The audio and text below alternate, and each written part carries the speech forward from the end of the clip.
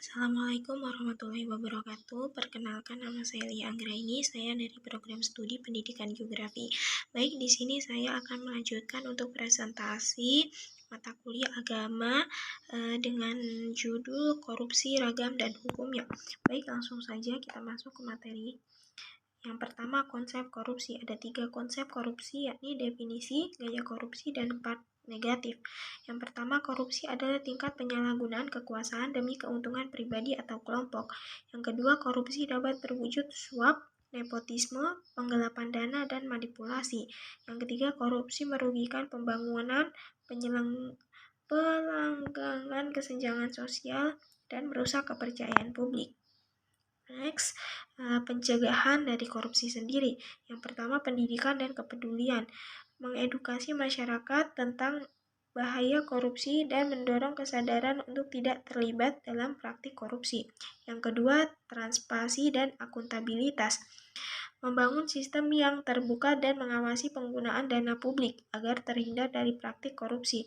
Yang ketiga, hukum yang tegas. Menjamin penegak hukum yang tegas dan adil bagi pelaku korupsi, sehingga menjadi efek jera bagi calon pelaku. Baik, next. Yang ketiga ini perspektif Islam tentang korupsi. Ada 2 perspektif atau pandangan Islam, yakni integritas dan amanah. Yang kedua, keberkahan dalam rizki.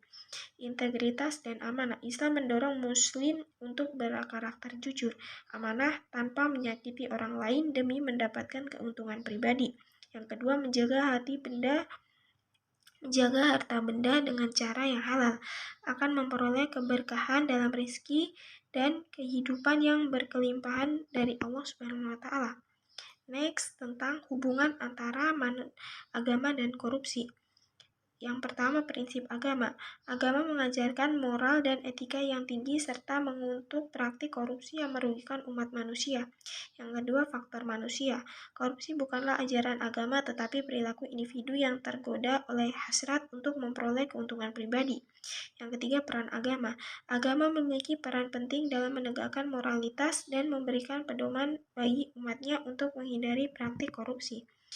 Selanjutnya, ada hukum yang mengatur korupsi. Yang pertama, undang-undang. Terdapat berbagai peraturan yang mengatur tindak korupsi dan menetapkan sanksi bagi pelakunya. Yang kedua, lembaga anti korupsi. Lembaga ini didirikan untuk memerangi, mencegah, dan memberantas korupsi dengan independensi dan keadilan. Yang ketiga, hukum.